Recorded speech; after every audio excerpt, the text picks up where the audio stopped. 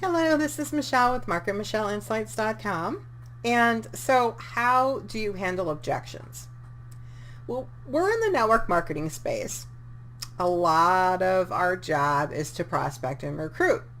But most of us, we don't do it because we don't know how to handle objections. We don't know how to do, prospecting and recruiting, right? And so we're scared of, what do we say if they say, well, I don't have the time, or I don't have the money, or is this one of those scams, or how much money have you made? Okay, so I wrote a pretty lengthy, pretty good blog post, I must say. The link is in the description.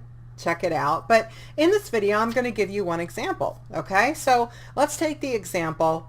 Is this one of those MLM scams?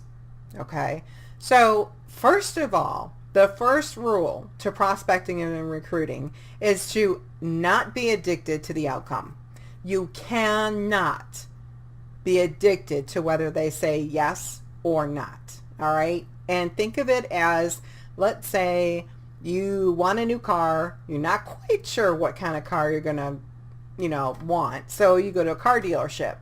You walk in there and you are not going to show any excitement whatsoever over a certain car because the salesman will have you right where he wants you, right?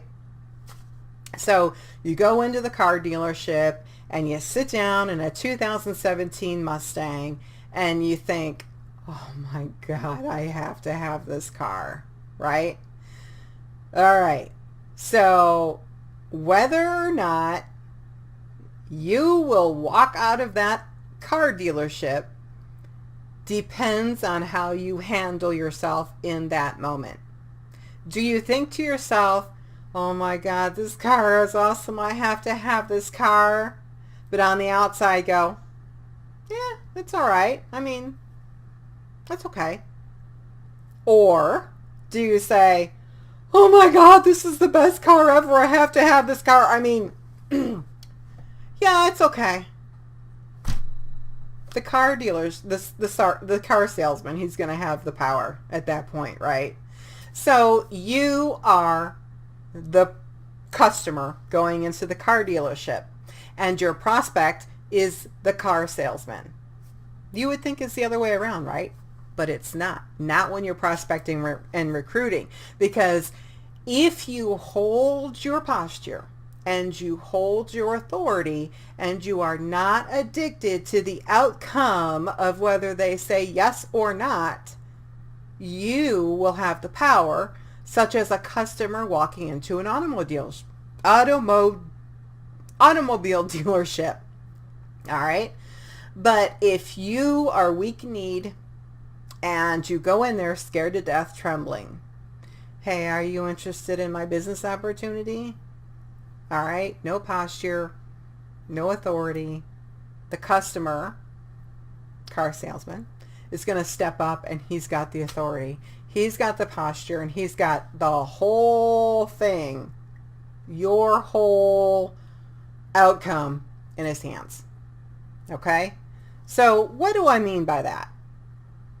Okay, so let's get down to it. Ray Higdon. Love Ray Higdon. I learn a lot from him, and he used something that I'm actually going to use with you. It's a great illustration, and it illustrates the point that I'm talking about. Okay, so here's you. Yes, it's casting a shadow across my face.